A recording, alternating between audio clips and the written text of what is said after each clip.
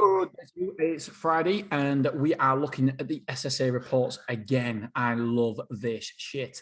Okay, before we get on to the churn rate, I want to go through one graph that I've just looked at my notes and I've completely forgot about doing it yesterday. So yesterday we talked about the occupancy by region and the rental rates by region as well. I just want to tell you, go into roughly, I can't see the exact figures here, but I can see roughly how it's differed from 2019 to 2020. 2019, 2020. They've made a mistake on the SSA. Oh yes, SSA. They've made a mistake. Honestly, I must look into this so much that I've spotted a few little mistakes. But like I said, they're bound to make a little bit of mistakes. So if you look at page 19, the bottom right-hand side, there's a graph and it talks about the occupancy over the years. And it's saying 2020, but we know that's not supposed to be 2020. That's supposed to be 2022. So therefore, it is 2021, 2020. Right, so we figured it out. So in 2020, London was just over 80% full in 2020. This is occupancy rates. And this, by the way, is this mature facilities? I would say it is because at the minute 85, London instant 85. Yeah, so this is mature facilities now that we're looking at. So mature facility for the basis of this is a site that's been open 6 years. That's classed as a mature facility. Yes. Yep, so we've got this here. Right, so in 2020, the occupancy level was just over 80% in London. In 2021, the occupancy level was around about, again, it doesn't tell me the exact percentage on the graphic, I just see between 80 and 85%. It's almost slap bang in the middle. So around about 82.7, I would say, percent full. Now, in 2020, it is 85.4% full. So it's increased massively, has London. Southeast was around about 78% full in 2020. In 2021, it was 85% full, and now it's 87.4% full. The Southwest, look at this. This is incredible. Around about 77% full in 2020. 2021, it rose rapidly up to around about 86% full. Maybe 87% full, and now it's 88.7% full in the Southwest. Incredible data there, incredible. Oh, West Midlands and Wales. I didn't notice this. This is the first one that hasn't had an increase. So in 2020, it was around about 77% full, and then I would say it was 82% full, and now this year it's 81.7% full. East Midlands, a rapid rise, massive East Midlands. So it's around about 77% full in 2020, 2021. It was around about 86% full, and now it's a whopping 88.4% occupied. Lovely jubbly. East of England, we are, and I presume that would be meaning me. Oh no, East of England. No, it wouldn't be, because I'm the Yorkshire and Humber. East of England, it's around about 80% full, and then 85% full in 2021, and now 86.2% full. So again, we're seeing that trajectory grow up all the time, every single year. There's been a massive jump between 2020 and 2021, as we know, because of coronavirus. So in the north, it was around about 77% full, and then it rose to 84% full in 2021, and now it's 87.3% full. Terrific numbers.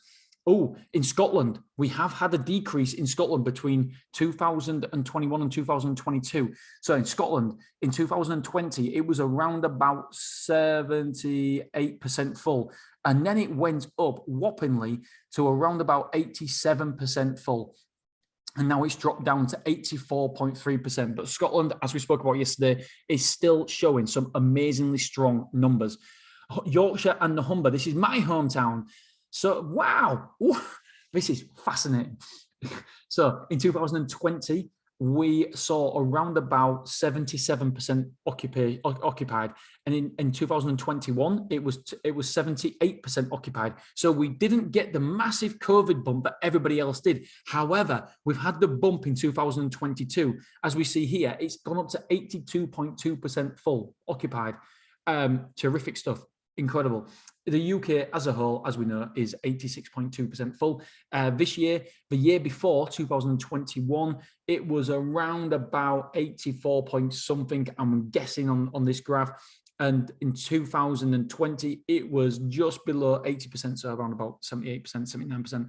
So fascinating numbers there. Right, what I want to talk to you about today is churn rate. Churn rate has been incredible, and they've done a fantastic job here in talking about the churn rate over the years. So we've got the data. 2015.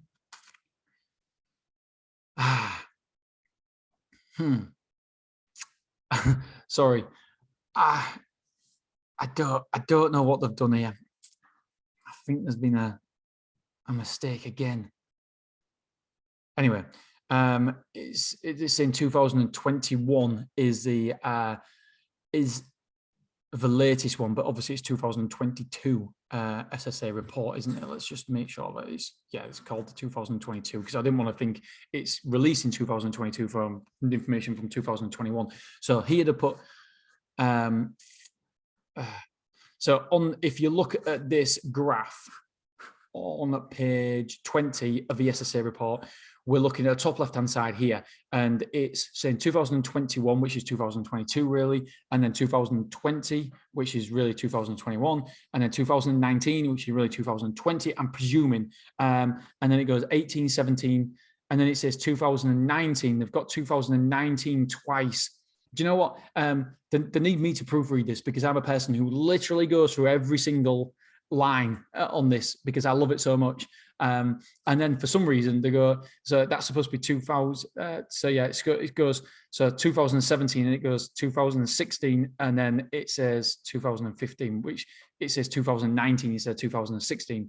They've just got a 9 upside down, upside down 6. Right, so anyway, it doesn't retract from the information here. So in 2016, the churn rate was 131%.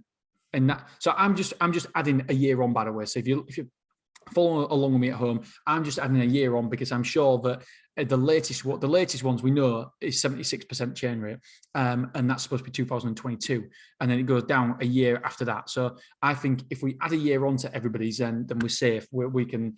Even if I'm incorrect, it still don't get away from the fundamental point, which is the churn rate is going down significantly. Right. So in 2016, the churn rate was 131%. 2019, copying here. So 2016, 2017. Sorry, Jesus. 2017, the churn rate was 128%. 2018, the churn rate was 124%. So straight away, you can see that the churn rate is going down, 131, 128, 124. And it continues to go down in 2019, where it goes to 120%. Then the churn rate goes down in 2020, another 2% to 118%. And then in 2021, we have this massive jump from 118% to 97%, which is absolutely phenomenal. A phenomenal jump there of 21%. And then we have another massive jump of 21% in 2022, down to 76%. The churn rate in the UK is 76%. Wow. That blows my mind. For mature sites, by the way, that is incredible. This for me is the holy grail. This tells us and tells you and tells everybody that we're now getting to the levels of America. Not quite the same levels of America, but in America, people are staying for 5, 6, 7, 8, 9, 10 years, and that's not unheard of. In England, most people, the average length of stay is still less than a year on average on my figures. But we're not a mature site officially, so it will be less than a year. And the longer you're open, the more mature the industry gets as a whole, the longer people will stay. It makes perfect sense, because in America, it's been a lot more mature. It's been around a lot longer. So it's a much more mature industry, and so therefore the churn rate is a lot lower. In the UK, it's a lot newer industry, so the churn rate is going to be a lot higher. And the more mature your site, the lesser churn. My churn rate at Beverly is phenomenally low, but I just presume it's because we've only got it's a small, we've only got like 87 units or whatever it is. We keep on changing different sizes, by the way, so I never know exactly what, well, I should know exactly, but yeah, it's around about 87 units. So I find that fascinating because that means that obviously it just means that you don't need as many move-ins because you're getting less move out. So to keep it occupied, to keep an optimal level, then you don't need, you don't have that massive churn. So therefore you don't need as many move-ins. And so it's just a wonderful business model that it's harder in the early stages in self-storage. It's without doubt, every single year gets easier and easier and easier. Churn rate improves every single year. Considering this, at the back end of last year, if you remember from my monthly reports, in December, I think it was, or November, my churn rate was 24% for 1 month.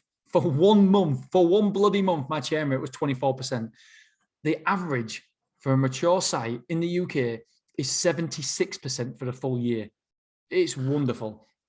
Let me just really, really quickly tell you about the rental rates. So as we know, this year it's 26.13%. And by the way, they're saying it's 2021. So maybe it is last year's prices. They still made a mistake in 2016 because they put 2019. So there. Right. So in 2021, it's saying, so let's say 2021 for the rental rates, it was £26.13. In 2020, the average, wow, I didn't know that. The average was £23.94. So a big jump this year. I didn't know that this is a price per square foot, £23.94 to £26.13. And I know I said, by the way, I wouldn't flip-flop around and go and talk about loads of different data. That's why I split up these podcasts. I can't help it. I've just seen another graph and I'm thinking, holy shit, I ain't talked about this. I've obviously talked about the rental rates, but I haven't gone for year on year. And so the year before that, 2019, it was £23.08. The year before that, it was £23.11. So it was around about the same. The year before that, it was £23.08 again. So there's not been much movement there for the last 3 years. And then it was £22.68 and it was £22.15. But as you can see, from last year to this year, there's been a big increase of over 10% in 1 year. It's the biggest jump that we have ever seen since this data has been collected in 2006. The biggest jump in 1 year. Guys, if this doesn't tell you the self-storage industry is prime right now, is roaring, I don't know what will. This is some really beautiful information, beautiful stuff. The churn rate is down. The rental rates are up. The occupancy levels are up. Everything is pointing in the direction of this being a phenomenal industry to be in. And the question I always have to myself is, am I lucky or am I actually good? And I think it's a good question to ask, because would I be as successful as I am in this? And by the way, this is the beginning of the beginning for me. I haven't even started yet. We're well on our way, but in 10 years' time, my business will look completely different than it is now, because as I've said before, the early years are the hardest years in self-storage. That is when you've got to get over the hump of cash flows, etc. And so we're just navigating them choppy waters now. We're doing pretty good. And so I'm not saying by any stretch of your imagination I'm doing good, but not fantastic, not as fantastic as we'll be doing in 10 years. But so my question is, am I just lucky to have found this industry and any schmuck can make it work in this industry, or am I really good? And that's a question I don't know. I don't know the answer to it, but it's a good question to ask, because I think that a lot of people out there will be looking at themselves in self-storage and thinking, oh, yes, I'm pretty good businessman, when the truth is, you don't need to be good. You certainly don't need to be great. You don't need to be good. You can be average and make a fantastic living with self-storage. You don't need to stand out. There is so many operators out there that aren't good operators and making a significant amount of wealth from self-storage. But that's great. That's fantastic. It's great for us. It's great for the industry. It's great for everybody. And so if you are looking at getting in self-storage, now is the time. Now is the time. Yes, 5 years ago was better time than now to get into self-storage. But I promise you, now is better time than a year or 2 or 3 years in the future. It is a wonderful industry. And these figures, this industry report is wonderful. This, to me, is self-storage porn. It is fantastic. All right, so what we're going to do is we're going to take a break for the weekend. Obviously not have a podcast Saturday and Sunday. Monday and Tuesday, I will be coming at you from Tenerife. I will still be recording it because I like to do my figures anyway, so it doesn't take any extra. And then on Wednesday, we'll be going into some more information, some more facts and figures and stuff that I've seen. And then we'll probably finish off on Friday with my biggest takeaways. And there's been some great takeaways. All right, guys, girls, thank you so much for listening to this. I really appreciate it. I enjoy doing it. As you can tell, I love self-storage. It is a wonderful industry. It's in fantastic health at the minute. Never, ever, ever been better. And I'm, for one, I'm over the moon with this report. Beautiful stuff. All right, guys, girls, see you later. Bye.